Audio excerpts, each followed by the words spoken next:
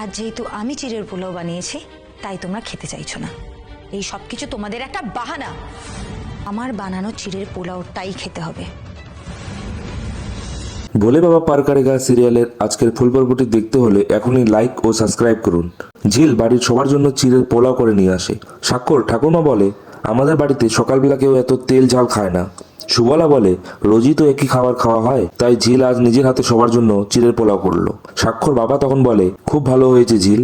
দাদু বলে, এই সব পোলাও টোলাও আমি খেতে পারবো না, আমরা রোজ যা খাই তাই খাবো। ঝিল বলে, আমি মায়ের কাছে শুনেছি তোমরা বরাবর শুধু ব্রেড টোস্ট খাও না, পোলাও লুচি তরকারিও খাও। যেহেতু আমি আজ বানিয়েছি তাই তোমরা খাচ্ছ না।